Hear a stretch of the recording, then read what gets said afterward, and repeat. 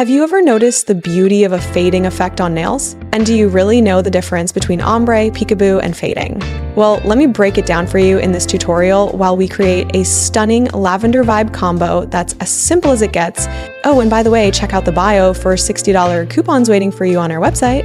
Let's start with glitter nails. Peekaboo designs, always a crowd favorite. But here's the thing, tools, skills, and even just the time it takes to flick and place glitter perfectly can stop a lot of people in their tracks. But what if I told you fading is way simpler than ombre? And yes, it can still deliver that jaw-dropping effect with just a few thin stripes. No hours spent applying liquid, just a little creativity, and you're there. Now, let's talk about differences. Peekaboo is where glitter peeks out on certain parts of the nail and it needs precision. Ombre, that seamless gradient blending two or more colors. But fading? Way easier. It's all about soft lines and delicate layering. Quick, simple, and effective. Here's how fading works. Start by painting slim stripes on your nails. One stripe can flow from the free edge down, and the other can start from the cuticle upward. This symmetry between the middle and ring fingers creates an amazing cascading look. And here's the hack. Make those stripes uneven, some short, some long. Why? It mimics the flow of a waterfall, and that's what makes it look so natural. The direction of your hand tilt, whether it's up or down, decides how the glitter falls. A tip for a pro-level finish: always clean up the cuticle and sidewalls after applying glitter.